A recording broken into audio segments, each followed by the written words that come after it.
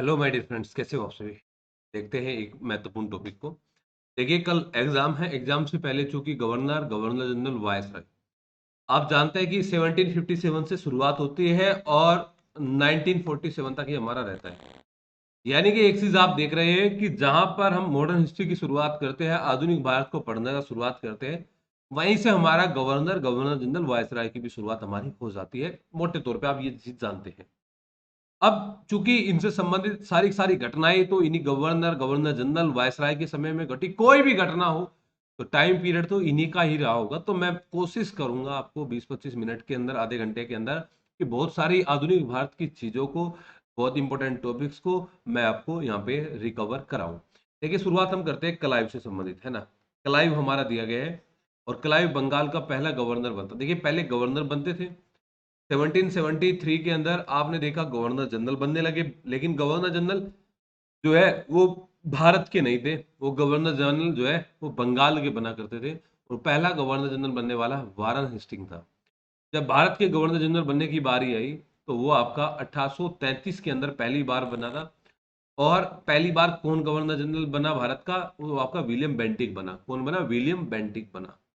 अब जब हम वायसराय की बात करें तो वायसराय में लॉर्ड कैनिंग पहली बार वायसराय बना, यानी कि दयालु कैनिंग पहली बार यहाँ पे वायसराय बनता है। तो यहाँ पे वायसराय गवर्नर जनरल पैरेलल, ये पद पैरेलल चलता है। दूसरी बात कि आपसे पूछ लिया जाएगा कि क्या वारन हेस्टिंग जो पहला बंगाल का गवर्नर जनरल बनता है, तो क्या ये बंगाल के गवर्नर के पद पर भी रहा? यस, ये बंगाल के गवर्नर के पद पर था एक साल शुरुआती समय में, 72 के अंदर, 72 के अंदर। उसके बाद में ये गवर्नर जनरल बना।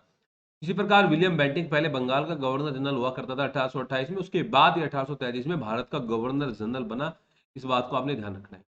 जब आप बात क्लाइव की करते हैं, कि देखिए क्लाइव जो है एक ऐसा नेता उभर के आता है कर्नाटक संघर्ष के अंदर। आप जानते हैं कि क्लाइव की भागीदारी के कारण ही आप देखते हैं कि फ्रांसीसियों को भारत में समाप्त किया गया, पराजित किया गया।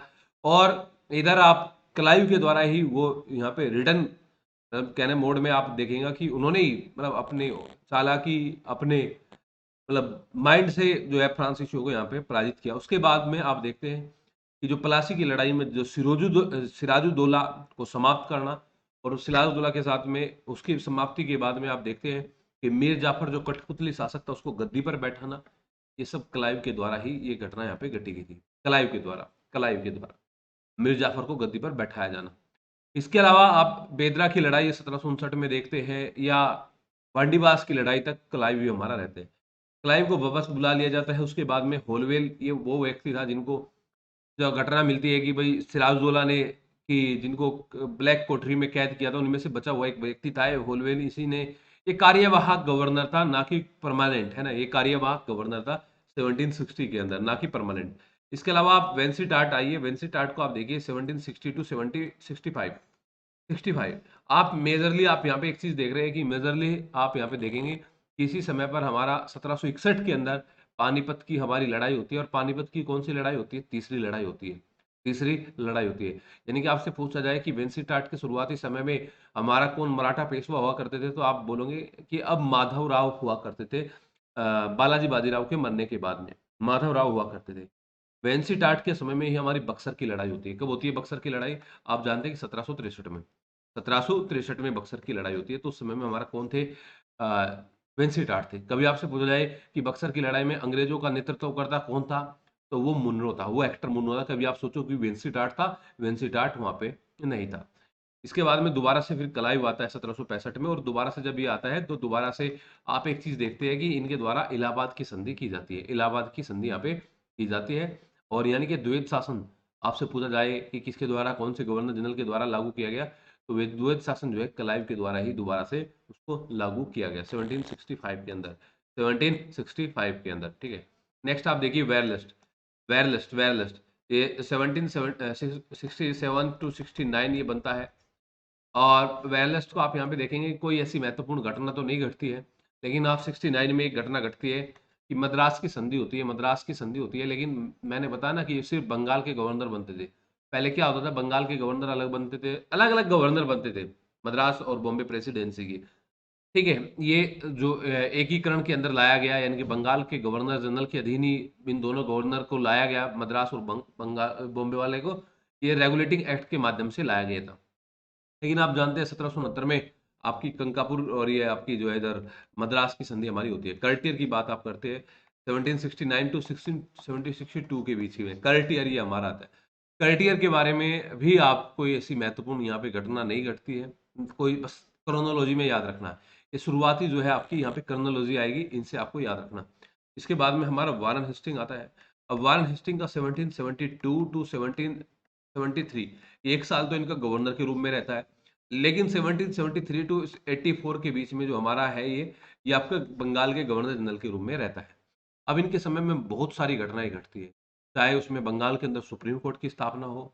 सुप्रीम कोर्ट के आप सभी के सभी जो चीफ जस्टिस के अलावा जो सभी के सभी हमारे न्यायाधीश थे, कमेंट में नाम लिखिए। चाहे इसके अलावा हमारा बंगाल के गवर्नर जनरल की सहायता के लिए एक काउंसिल का गठन हो, तो काउंसिल के जो 4 मेंबर हैं, उन चारों मेंबर का कमेंट में आप आंसर कीजिए कि कौन-कौन 4 मेंबर हुआ करते थे। या अवध की बेगमों के साथ में आप देखते हैं कि फैजाबाद की संधि, बनारस की संधि सब जो है वारन हेस्टिंग के समय पर ही होती है। या फिर नंद कुमार के मामले में जो फांसी होती है, वो उसका जो संबंध है, कई बार ये पूछा जा सकता है कि नंद कुमार का संबंध किस गवर्नर जनरल से है, तो आप बोलोगे वारन हेस्टिंग से है। किससे है? वारन हेस्टिंग से। इन्हीं वारन हेस्टिंग के समय में ही दूसरा आंग्ल मैसूर युद्ध हुआ। इन्हीं वारन हेस्टिंग के समय में ही पहला अंग्रेज मराठा युद्ध हुआ। इन्हीं वारन हेस्टिंग के समय में ही, इनके समय में ही हमारी संधि भी होती है। इन्हीं के समय हमारी संधि भी होती है। और 1773 के रेगुलेटिंग एक्ट के बाद में 1781 का सेटलमेंट एक्ट भी और 84 का पिट सिंधिया एक्ट भी इन्हीं के समय में आता है, वारन हेस्टिंग के समय में। किसके समय में? वारन हेस्टिंग के समय। और भू राजस्व के अंदर आप सुधार आप देखते हैं कि पहले आप पंचवर्षीय योजना देखेंगे ठेके पर देने की प्रथा, फिर उसके बाद में एक एक साल के लिए भूमि को ठेके पर दिए जाने वाली प्रक्रिया वारन हेस्टिंग के द्वारा ही शुरू किया गया। और एक घटना आप 1781 की मदरसे वाली देखते हैं कि 1781 कलकत्ता के अंदर मदरसा जो घटना आप वहाँ पे पढ़ते हैं। और भी बहुत सारी चीज़ें हो सकती है, क्योंकि मुझे टाइम का थोड़ा ध्यान रखना है और कम टाइम में ज़्यादा आउटपुट मुझे देना है, तो इस प्रकार से मैं कर के बाद में सिर्फ ये नाम आपको याद रखना है कि हाँ, इन दोनों के बीच में कोई व्यक्ति आया था जिसका नाम था मैकफर्सन, जिसका नाम था मैकफर्सन। अब मैकफर्सन के तुरंत बाद में हमारा आता है कॉर्नवालिस। मैकफर्सन के तुरंत बाद में हमारा आता है कॉर्नवालिस। देखिए कॉर्नवालिस हमारा 1786 के अंदर आप देखते हैं, और ये पहले जब ये आया है, इनके एकदम तुरंत हमारा एक चार्टर एक्ट भी आता है, 1793 में आता है चार्टर एक्ट तो पहली बार। लेकिन ये बोलता है कि भाई देखिए मैं यहाँ पे गवर्नर जनरल रहूंगा बंगाल का, लेकिन गवर्नर जनरल के साथ-साथ में सेनापति भी हुआ करता था। गवर्नर जनरल के साथ में ये सेनापति भी हुआ करता था। मुर्शिदाबाद से निजामत के कार्यालय को हटाकर कलकत्ता लाया गया। 4 प्रांतीय न्यायालय की स्थापना की गई। स्थायी भू राजस्व व्यवस्था की शुरुआत की गई। यानी कि आप बोलोगे ये आपका जमींदारी व्यवस्था, यानी कि इस्तिमारी बंदी व्यवस्था, या आप इनको बोलते हैं 17 इन कॉर्नवालिस के समय में। देखिए 1790 में जो है इसको 10 वर्षीय व्यवस्था माना गया था, लेकिन 1793 में इसको परमानेंट यहाँ पे कर दिया गया। और इसके अलावा सिविल सेवा का जनक इनको बोला जाता है। इसके अलावा पुलिस सेवा का जनक इनको बोला जाता है। जो आप जगह-जगह पर कुछ किलोमीटर की दूरी पर जो थाने आप देखेंगे, वो थाने वाली जो घटनाएँ जो घटी, वो कॉर्नवालिस के समय में हुई। मैसूर के संबंध में टीपू सुल्तान को आप देखते हैं श्रीरंगपट्टनम की संधि करने पर विवश करते हैं। श्रीरंगपट्टनम की संधि करने पर विवश करते हैं। इस समय में इनके संबंध हैदराबाद और निज़ाम के साथ, हैदराबाद निज़ाम और मराठों के साथ में अच्छे संबंध थे, लेकिन बाद में बिगड़ गए थे वो कुछ समय के लिए थे। और इनका यही स्टेटमेंट मिलता है कि हमने जो है अपने मित्रों को मतलब शक्तिशाली नहीं होने दिया, और अपने जो दुश्मन थे उसको पंगु बना दिया। इनके दुश्मन को पंगु बना दिया और अपने मित्रों को शक्तिशाली यहाँ पे नहीं होने दिया। तो ये कई सारी बातें आप लॉर्ड कॉर्नवालिस के समय में संबंध में आप यहाँ पे पढ़ते हैं। बताइए। इसके बाद आता है आपका sir John Shore. Sir John Shore देखिए ये एक्सेस सेट का मामला रखता है, लेकिन ये वैसे तो अब मैं बता रहा हूँ एक्सेस सेट का मामला रखता है, लेकिन एक ही जगह ऐसा है, एक ही घटना ऐसी घटती है जहाँ पे ये हस्तक्षेप का मामला ये अपनाता है, और वो मामला कौन सा है? अवध के मामले में। ये अवध के मामले में इंटरफेयर करता है। इसी के समय में खुर्दा का युद्ध होता है 1795 में, और खुर्दा के युद्ध में जो है मराठों ने निजाम को पराजित किया था इसी के समय में। और इसी के समय में अफ़गानिस्तान का जो शासक था जमान शाह, वो भारत आता है। देखिए ये जो टाइम पीरियड है, ये वो टाइम पीरियड है जहाँ पे महाराणा रंजीत सिंह अभी उभर रहा है। महाराणा रंजीत सिंह 1792 टू 1797 के बीच में महाराणा रंजीत सिंह भी जो है अपनी नानी और माता और उनके सॉरी अपनी सास के उनमें अधीन रह के कार्य कर रहा था। तो उसी समय में ज़मान शाह आया था। तो ज़मान शाह के समय में संबंध में आप इनकी घटना देखते हैं। वैसे इनकी जो नीति थी एक्स सेप की नीति थी, लेकिन खुर्दा का युद्ध आप देखते हैं, और इसके अलावा जमान शाह का भारत आगमन देखते हैं, और अवध के मामले में इंटरफेयर इनके द्वारा किया गया। अब बात आप वेलेस्ली की करिए। जहाँ पे वेलेस्ली आ गया वहाँ पे आपका सहायक संधि आ गया। जहाँ पे वेलेस्ली आ गया वहां पे आपका सहायक संधि भी आ गया। सहायक संधि यानी कि HMT, हैदराबाद, मैसूर, तंजौर, अवध, पेशवा, भोसले, इस प्रकार से आप यहाँ पे सहायक संधि को आप यहाँ पे देखते हैं कि इन्होंने सहायक संधि अपनाया। सहायक संधि इनके दिमाग की उपज नहीं थी। सहायक संधि जो दिमाग की उपज थी वो डुप्ले की दिमाग की उपज थी। इनके द्वारा इसको लागू किया गया था पहली बार वेलेस्ली के द्वारा 1798 के अंदर। अब आप इसके अलावा इन्होंने और क्या-क्या घटना इनके समय में की घटी, या आप जानते हैं कि भई मैसूर के जो शासक थे, मैसूर के शासक को पूर्णतः समाप्त कर दिया। मैसूर के शासक को, इनके टीपू सुल्तान को पूर्णतः इन्होंने यहाँ पे समाप्त यहाँ पे कर दिया। यानी कि चौथा आंग्ल मैसूर इन्हीं के समय में हुआ। उसके बाद में आप देखेंगे कि कलकत्ता के अंदर 1800 के 1800 के अंदर आप कलकत्ता में दोबारा कॉर्नवालिस, हाँ, दोबारा ये 1800 के अंदर दोबारा ये वेलेस्ली के द्वारा सिविल सेवकों के लिए इन्होंने एक प्रशिक्षण केंद्र की स्थापना की थी। सिविल सेवकों के लिए एक प्रशिक्षण केंद्र की स्थापना इन्होंने की थी। हालाँकि वो फिर बाद में बंद करना पड़ा था, हालाँकि बंद करना पड़ा था। इनके द्वारा 2 दूत मंडल भेजे जाते हैं ईरान के शाह के दरबार में। किन-किन को भेजा जाता है? एक नाम है मेहदी अली खान, एक नाम है मेहंदी अली खान, और जो दूसरा नाम है वो है आपका मेहंदी अली खान के अलावा मेलकम खान। मेहंदी अली खान और मेलकम खान, ये 2 नाम हैं जिसको भेजा जाता है वेलेज़ली के द्वारा, जिसको भेजा जाता है वेलेज़ली के द्वारा। अब आप यहाँ पे देखिएगा वेलेज़ली के संबंध में इतनी बातें बहुत हैं। इसके अलावा मराठों के साथ में ये बसीन की संधि करता है। इसके अलावा ये सुरजर्जन गाँव, देवगाँव, ये सब घटनाएँ जो है इन्हीं के समय में यहाँ पे हमारी घटती है। इनके बाद में 1805 के कुछ समय बाद में कॉर्नवालिस आता है, यहीं पे मारा जाता है, गाज़ीपुर के अंदर कब्र है।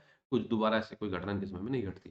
जब आप, हाँ, एक महत्वपूर्ण घटना वेलेज़ली के समय में ये घटी थी कि इन्होंने प्रेस से संबंधित ये सेंसरशिप प्रेस एक्ट लेके आए थे। प्रेस से संबंधित ये क्या लेके आए थे?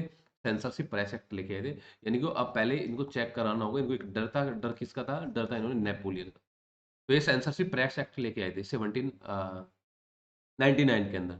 वेलेस्ली सेंसरशिप प्रेस एक्ट लेके आया है, लॉर्ड हेस्टिंग उसको हटाता है। लॉर्ड एडम्स जो है उसपे रेगुलेट उसको कंट्रोल करने की दोबारा से कोशिश करता है। उसके बाद में फिर उसको मेटकॉफ दोबारा से उसको समाप्त कर देता है। केनिंग के समय में 1857 में फिर लगाया जाता है, और फिर सर जॉन लॉरेंस के समय में नई नीति, रजिस्ट्रेशन वाली नीति लेके आ जाती है, और 1878 में वर्नाकुलर प्रेस एक्ट आता है। 1908 में इंडियन प्रेस एक्ट या न्यूज़पेपर एक्ट हमारा आता है। इंडियन प्रेस एक्ट और न्यूज़पेपर एक्ट, और 1931 में इमरजेंसी वाला हमारा आता है। इस प्रकार से मैंने 1 मिनट में आपको ये बताया। कॉर्नवालिस के बाद में बार्लो आता है। बार्लो के समय में वेल्लोर का युद्ध विद्रोह होता है। बार्लो के समय में कौन-सा विद्रोह होता है? वेल्लोर का विद्रोह होता है। कौन-सा विद्रोह? वेल्लोर का विद्रोह होता है बार्लो के समय। इसके अलावा और कोई भी महत्वपूर्ण घटना आप इनके समय में यहाँ पे नहीं देखते हैं। इसके बाद में लॉर्ड मिंटो आता है। लॉर्ड मिंटो का टाइम पीरियड है 1807 से 1813। देखिए लॉर्ड मिंटो फर्स्ट है, और लॉर्ड मिंटो सेकंड तुरंत 100 साल बाद आप ऐड कर दीजिए, 1907 में लॉर्ड मिंटो सेकंड है। 1907 में लॉर्ड मिंटो सेकंड है, ये फर्स्ट है, लॉर्ड मिंटो है ना। इनके समय में महत्वपूर्ण जो घटना घटी वो अमृतसर की संधि, treaty of Amritsar, treaty of Amritsar. हालाँकि treaty of Amritsar Lord Minto ने नहीं की थी, इस बात का भी ध्यान रखना है। ट्रीटी ऑफ अमृतसर जो है चार्ल्स मेटकॉफ ने की। ट्रीटी ऑफ अमृतसर किसने की थी? चार्ल्स मेटकॉफ ने की थी, इस बात का यहाँ पे याद रखना है। इसके बाद में हमारा आता है लॉर्ड हेस्टिंग, ये 1813 से 23 तक रहता है, यानी कि 10 साल तक रहता है, और इसने मुगलों से मिलना बंद कर दिया था, यानी कि अपने 10 वर्षीय टाइम पीरियड पर ये कभी भी मुगलों से नहीं मिला। और समकालीन मुगल शासक आप बोल सकते हैं कि समकालीन मुगल शासक हमारा अकबर शाह द्वितीय हुआ करता था, अकबर शाह द्वितीय हुआ करता। और मुख्य घटना कौन सी घटी? इन्होंने अमर सिंह के साथ में संधि की, यानी कि नेपाल के मामले में इनका संघर्ष हुआ, और नेपाल के शासक ने इनसे संधि कर ली, और संधि कौन सी की? सुगोली की संधि इनके समय, सुगोली की संधि इनके समय में होती है। अब नेपाल वाले इनके अधीन आ गए। संधि आज तक भी वो संधि आपके यहाँ पे कायम है। इन्हीं के समय में मराठा पेशवाओं का पद समाप्त किया गया, यानी कि पेशवा पद की समाप्ति किनके समय में हुई? लॉर्ड हेस्टिंग के समय में हुई। इन्हीं के समय में पिंडारियों का दमन किया गया। ये पिंडारियों का गठन जो हुआ था, ये औरंगजेब के समय में आप देखते हैं कि पिंडारियों का जो गठन हुआ था, अब इनका दमन लॉर्ड हेस्टिंग के समय में, देखिए 100 साल के बाद इनका यहाँ पे दमन यहाँ पे किया गया। एक सेना का नेतृत्व खुद किया था, एक सेना के नेतृत्व हिस्लोप ने किया था। हिस्लोप ने किया था, लॉर्ड हेस्टिंग की बात यहाँ पे आप कर रहे हैं। इसके अलावा आप यहाँ पे देखते हैं कि भई मैंने बताया ना पेशवा पद को समाप्त कर दिया, उनको कहाँ पे भेज दिया गया? उनको भेज दिया गया कानपुर के पास में बिठूर नामक जगह पे उनको भेज दिया गया। इसके अलावा और कई संधि होती है, जिनको ग्वालियर की संधि होती है, या मैंने बताया ये सेंसरशिप प्रेस एक्ट को हटाता है, या ये और कई सारी संधियाँ यहाँ पे हमारी होती है। अब इसी के समय में रैयतवाड़ी व्यवस्था को भी प्रॉपर तरीके से लागू किया गया लॉर्ड हेस्टिंग। ठीक है, अब एडम्स की बात करिए। एडम देखिए कोई परमानेंट गवर्नर नहीं हुआ करता था। एडम कुछ इस समय के लिए गवर्नर बना, लेकिन प्रेस पर प्रतिबंध लगाया, विशेष तौर पे राजा राम मोहन राय को लेकर। राजा राम मोहन राय को लेकर। ठीक है, इसके बाद में एमस्ट बनता है। एमस्ट 1823 से एमस्ट जो है 1823 से लेकर 1828 तक हमारा एमस्ट रहता है। और एमस्ट के संबंध में आप क्या देखते हैं कि एक तो बर्मा का युद्ध हुआ। पहली बार आंग्ल बर्मा युद्ध किसके समय में हुआ? पहली बार आंग्ल बर्मा युद्ध जो हुआ वो आपका एमस्ट के समय में हुआ। दूसरा है कि बैरकपुर के अंदर सैनिकों का जो विद्रोह हुआ वो किसके समय में हुआ? वो एमस्ट के समय में। बैरकपुर के अंदर जो सैनिकों का विद्रोह हुआ वो किसके समय में हुआ? वो एमस्ट के समय में हुआ। ठीक है, बैरकपुर सैनिक विद्रोह। ये दो बातें विशेष तौर पे याद रखनी है, एक बर्मा और एक ही बैरकपुर विद्रोह। इसके बाद में आप आते हैं विलियम बेंटिक पे। पहले गवर्नर जनरल बंगाल का था, फिर ये गवर्नर जनरल बन जाता है भारत का। और जो कॉर्नवालिस ने नौकरियों के अंदर भारतीयों को नीचे पद देने शुरू किए थे, यानी कि भारतीयों को बड़ा पद कॉर्नवालिस नहीं देते थे। अब विलियम बेंटिक ने भारतीयों को बड़ा पद देना यहाँ पे शुरू कर दिया था। और यहाँ पे आप एक चीज और भी देखते हैं, देखिए यहाँ पे वेलीजली के द्वारा हैदराबाद, मैसूर, तंजौर, अवध, पेशवा, भोसले उनको सहायक संधि के तहत लाया गया था। ठीक है, लेकिन मिलाने वाली जो प्रक्रिया को पूरी किया, वो साम्राज्यवादी शासक बोल सकते हैं आप बेंटिक को भी, कि मैसूर को 1831 में मिलाता है, मैसूर को कुर्ग को 1834 में मिलाता है, या फिर कछार को 1832 में मिलाता है, या फिर इस प्रकार से आप यहाँ पे बोलिएगा कि इनके समय में साम्राज्यवादी प्रक्रिया इनके समय में घटती है। इसके बाद में आप यहाँ पे देखते हैं कि आगरा प्रांत का जो सर्जन किया गया वो इन्हीं के समय में किया, इन्हीं के समय में किया गया। लेकिन इनके द्वारा कुछ सामाजिक सुधार भी किए गए, जिनमें आप सती प्रथा को देखते हैं। कानून नंबर 17 के तहत सती प्रथा को समाप्त किया गया, ठगी प्रथा को समाप्त किया गया, शिशु हत्या प्रतिबंध लगाए गए, है ना। मतलब प्रयास किया गया दास प्रथा को, लेकिन दास प्रथा तो एलन बेरो के समय में ही, कानून नंबर 5 1843 में ही उसको समाप्त किया गया। और एक एक चीज आप देखते हैं कि कलकत्ता के अंदर 1835 में मेडिकल कॉलेज की स्थापना इनके समय में हुई। मेडिकल कॉलेज की स्थापना इनके समय में ही हुई, लॉर्ड विलियम बेंटिक के समय में ही मेडिकल कॉलेज की स्थापना हुई यहाँ पे। और इसके अलावा आप एक देखते हैं कि आगरा के अंदर एक सुप्रीम कोर्ट की स्थापना हुई इनके समय। देखिए, कलकत्ता के अंदर सुप्रीम कोर्ट की स्थापना वारेन हेस्टिंग के समय में, आगरा के अंदर सुप्रीम कोर्ट की स्थापना विलियम बेंटिक के समय में। विलियम बेंटिक के समय में आगरा के अंदर सुप्रीम कोर्ट की स्थापना यहाँ पे हुई। अच्छा, एक चीज आप देखते हैं कि भाई यहाँ पे जो प्रांतों के लिए जो अपील और जो दौरा, ये न्यायालय को यहाँ पे समाप्त कर दिया गया। यहाँ पे इनको समाप्त कर दिया गया, जो कॉर्नवालिस के द्वारा शुरू किया गया था। इसके अलावा जो है फारसी के स्थान पर जो प्रादेशिक जो भाषा थी, उन प्रादेशिक भाषाओं को लाया गया। इनके अब जो देशीय भाषा थी, उन देशीय भाषाओं को इनके द्वारा न्यायालय के अंदर यहाँ पे लाया गया। ये चीज यहाँ पे आप देखिए। एक नया पद था संभागीय आयुक्त। तो कभी भी आपसे पूछा जाए कि संभागीय आयुक्त नामक पद कौन लेके आया था, संभागीय आयुक्त नामक पद जो लेके आया था वो विलियम बेंटिक ही लेके आया था। 1833 का चार्टर एक्ट भी नहीं के समय में आता है। 1833 का चार्टर एक्ट भी नहीं के समय में आता है। अब बात हम मेटकोप की करिए। हाँ, विलियम बेंटिक जो है प्रेस के प्रति उदार था, कोई कठोर शासक नहीं, कठोर वायसराय गवर्नर जनरल सॉरी नहीं हुआ करता था। मेटकोप का आप देखिए कि मेटकाप ने प्रेस के मामले में बिल्कुल लिबर्टी लिबर्टी यहाँ पे ली, और यानी कि बिल्कुल उदारता ली। यानी इसी वजह से इनको समाचार पत्र का मुक्तिदाता भी इनको बोला गया। इतनी बात याद रखिए। इसके बाद में ओकलैंड के मामले में आप देखिए, ओकलैंड 1836। इनकी नीति अफगानिस्तान के संबंध में अच्छी नहीं रही, और अफगानिस्तान के संबंध में फेल रहे, यानी कि आप अग्रगामी नीति, फॉरवर्ड पॉलिसी इनके द्वारा वहाँ पे अफगानिस्तान के संबंध में वहाँ पे रखी गई। इसके अलावा आप जानते हैं कि अफगानिस्तान के संबंध में इन्होंने महाराणा रंजीत सिंह के साथ में संधि की थी। अफगानिस्तान के संबंध में महाराणा ये सॉरी शाह सुजा के साथ में इन्होंने अपनी संधि एक की थी।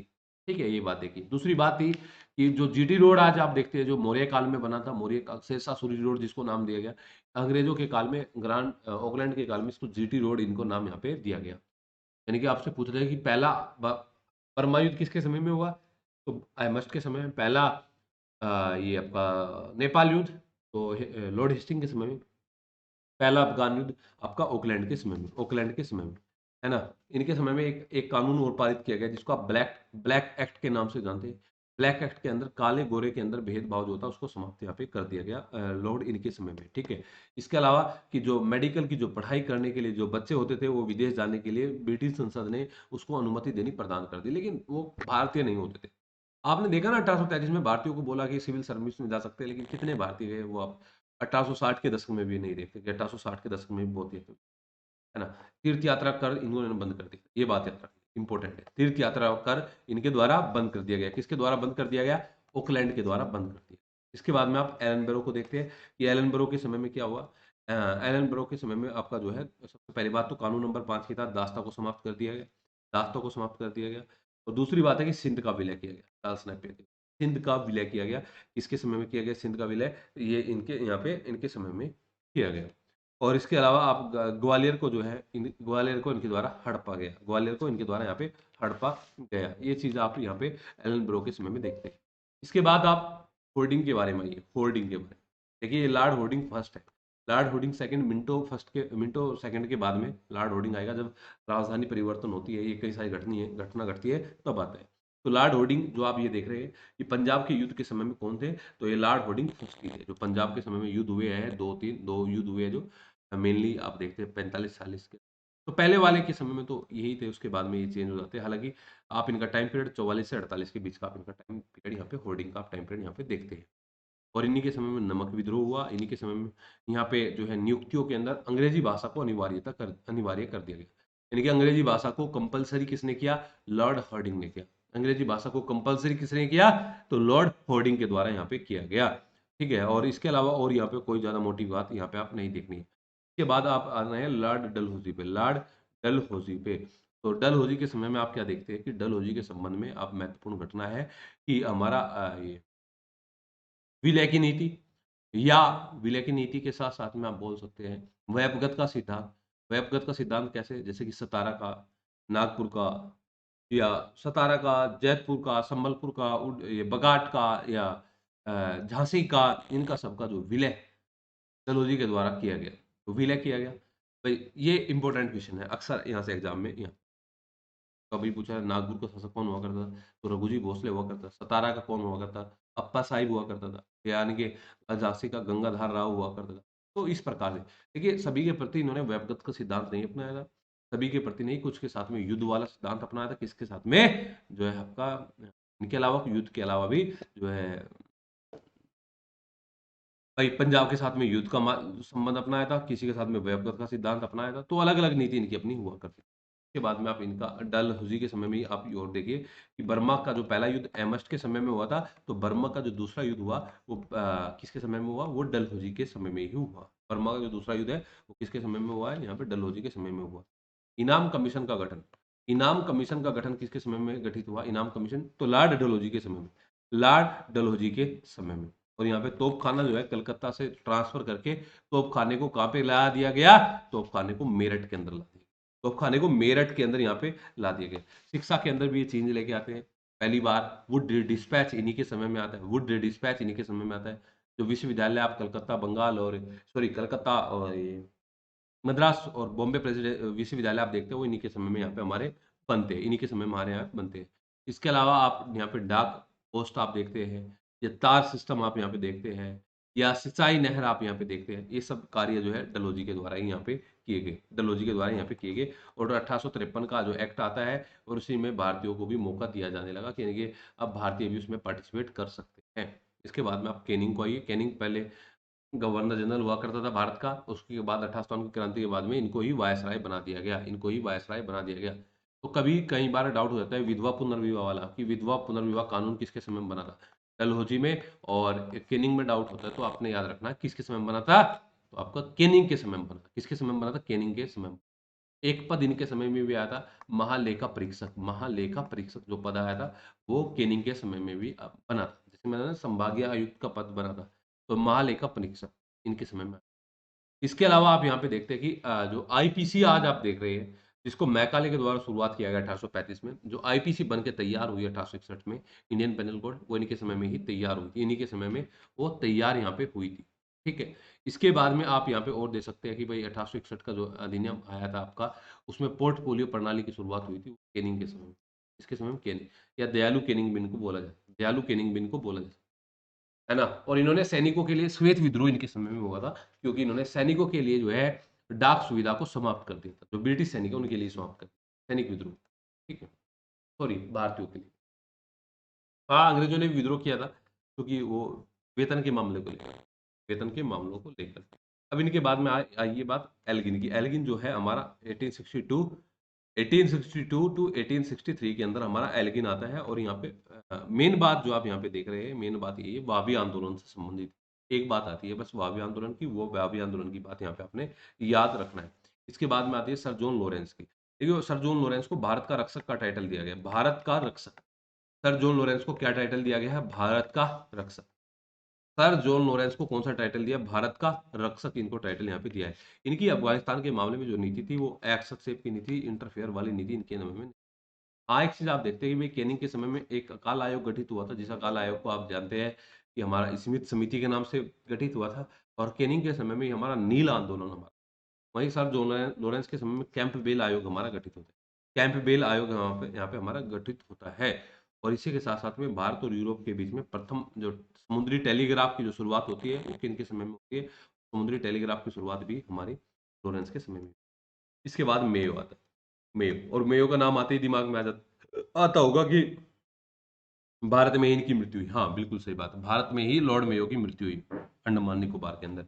और इसके अलावा आप मेयो को देखते ही पहली बार जनगणना की शुरुआत मेयो के समय में ही हुई थी। पहली बार जनगणना की शुरुआत किसके समय में हुई थी? मेयो के समय में हुई थी। हालाँकि नियमित रूप से रिपन के समय में हुई, नियमित रूप से रिपन के समय में हुई।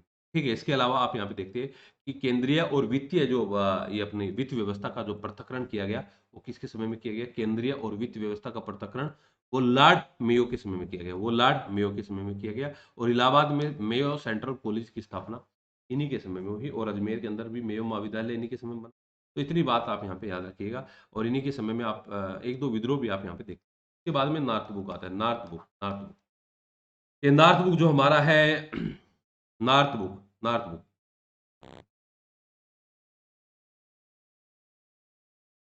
इन्होंने मतलब कहने का मतलब है कि अफ़गानिस्तान के मामले में हस्तक्षेप का प्रक्रिया इनके द्वारा दोबारा से शुरू हो चुकी थी। दोबारा से नॉर्थ बुक की समय शुरू हो चुकी थी। इनका टाइम पीरियड जो था 1872 टू 1876 था और इन्हीं के समय में पहली बार पाबना विद्रोह होता है। पाबना विद्रोह इन्हीं के समय में होता है। पाबना विद्रोह भी नॉर्थ बुक के समय में। इसके बाद आप आइए, इसके बाद में आपका आता है लीटन। लीटन, भाई लीटन के बारे में तो आप लगभग-लगभग सब बातों को जानते ही हो कि लीटन ने वर्नाकुलर प्रेस एक्ट लेके आया था, भारतीयों को समाप्त करना चाह रहा था मतलब कि कोई आवाज़ ना उठाए। इन्हीं के समय में दिल्ली दरबार सजा था।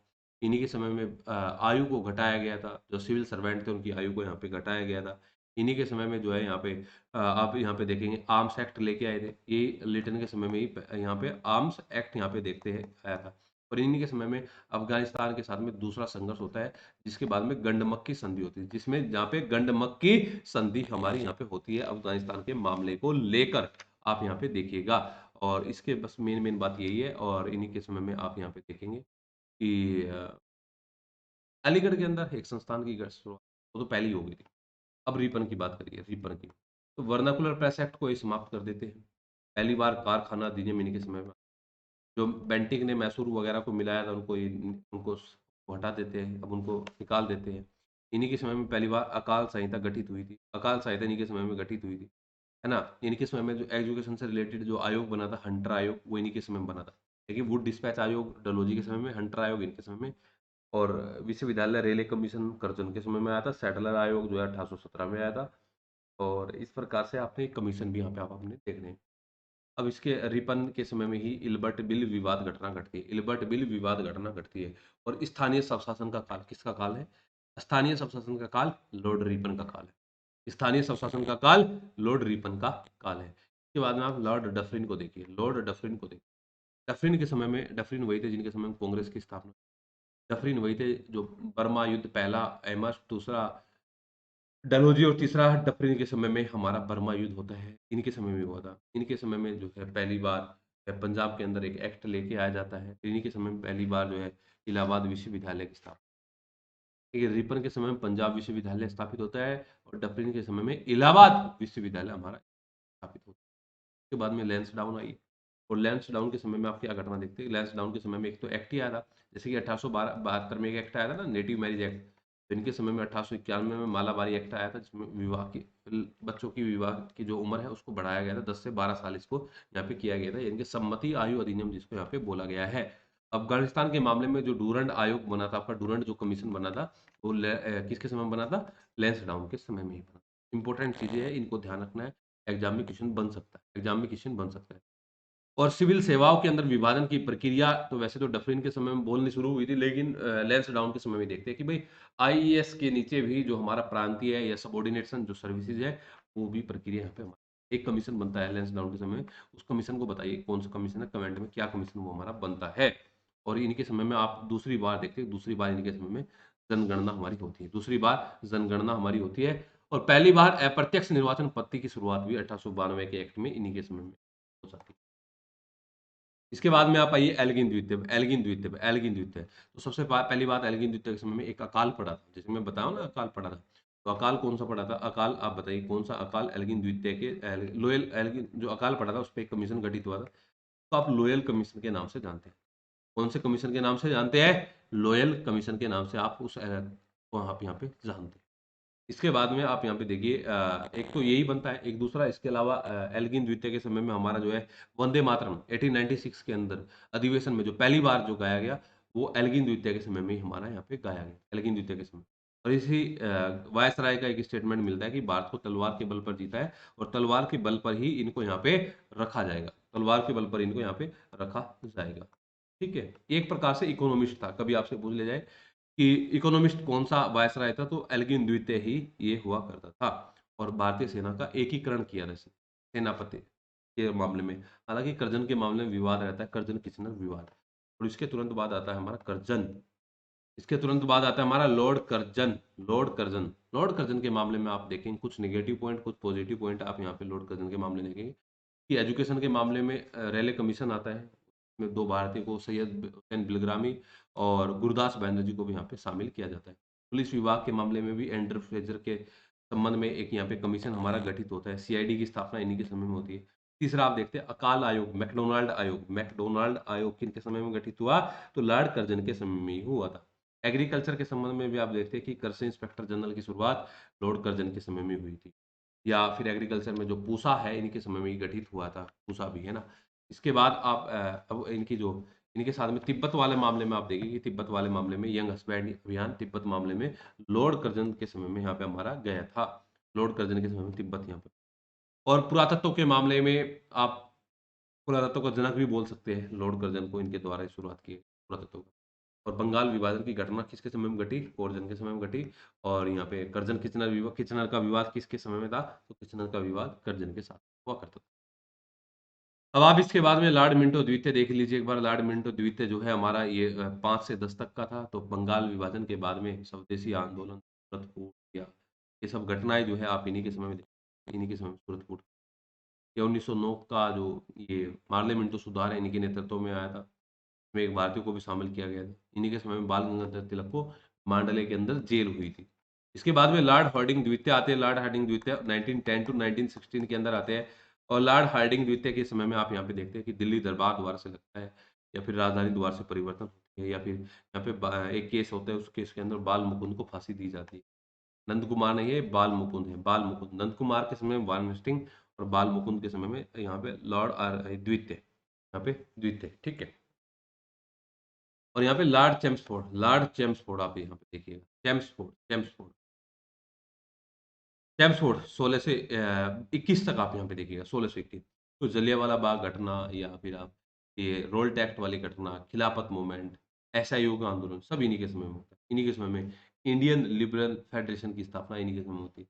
इन्हीं के समय में लखनऊ अधिवेशन होता है। इन्हीं के समय में सैडलर आयोग कमीशन के तौर पे हमारा आता है। लॉर्ड रीडिंग 21 से 26 के बीच, लॉर्ड रीडिंग।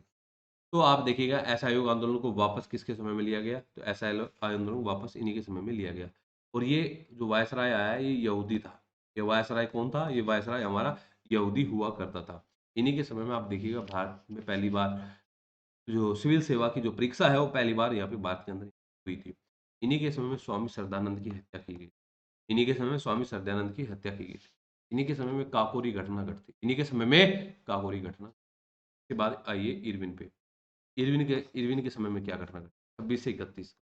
पहला गोलमेज सम्मेलन होता है लेकिन दूसरा नहीं होता है। पहला होता है, दूसरा नहीं होता। गांधी जी के साथ समझौता होता है। गांधी जी के साथ इनका समझौता होता है। एक शाही कृषि आयोग का गठन होता है, यानी कि रॉयल कमीशन का इनके समय में यहाँ पे गठन होता है।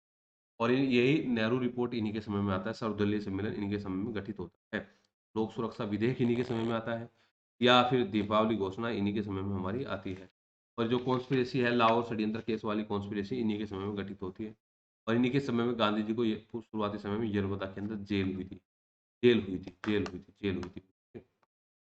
इसके बाद में विलिंगटन आता है। विलिंगटन, विलिंगटन 31 से 36 के बीच में, 31 से 36 के बीच में विलिंगटन आता है। तो विलिंगटन के समय में आप देखते हैं कि यहाँ पे कांग्रेस सोशलिस्ट पार्टी की स्थापना इन्हीं के समय में, कांग्रेस सोशलिस्ट पार्टी की स्थापना इन्हीं के समय में होती है। और जो तीसरी महिला है जिसने अध्यक्षता की थी वो इन्हीं के समय में अध्यक्षता की थी विलिंगटन के समय में, विलिंगटन के समय में, ठीक है। और इसके अलावा आप यहाँ पे देख सकते हैं कि भाई और एक दो घटना है आपने रिलेट कर ली। फिर लिनलिथगो आते हैं। लिनलिथगो के समय में समाजवादी अधिवेशन नेहरू के द्वारा आते हैं, और या फिर लिनलिथगो के समय में ही जो आप सेकंड वर्ल्ड वॉर की शुरुआत आप देखते हैं लिनलिथगो के समय में। क्रिप्स मिशन आता है लिनलिथगो के समय में ही। बाटो और राजगुरु का सिद्धांत, बाटो और भागो का सिद्धांत इन्हीं के समय में मुस्लिम लीग के द्वारा अपनाया गया। इन्हीं के समय में जो है आप अगस्त प्रस्ताव आता है, इन्हीं के समय में जो हमारा 1940 में मुस्लिम लीग के द्वारा लाहौर प्रस्ताव आता है। कई सारी घटना। फिर आपका वेवेल आता है, और वेवेल के समय में आप देखते हैं वेवेल के समय में कई सारी घटना आती है, जैसे कि आप शिमला सम्मेलन आप देखते हैं, या फिर सरदार वल्लभ भाई पटेल के द्वारा यहाँ पे आप मुंबई नौसेना इनको शांत कराया जाना आप देखते हैं, या फिर क्रिप्स मिशन आप यहाँ पे देखते हैं। क्रिप्स मिशन तो पहले ही आ गया था 42-43 के आसपास की। के बाद में हमारा माउंट बेटन। ये सारी घटनाएँ आप जानते हैं। तो मैंने एक प्रयास किया है स्टूडेंट छोटा-सा, कि सभी के सभी गवर्नर जनरल वायसराय को एक जगह कंप्लीट करने का। उम्मीद है कि मेरे इस प्रयास को आप सार्थक करेंगे सफल। तो आप प्लीज़ लाइक, कमेंट, शेयर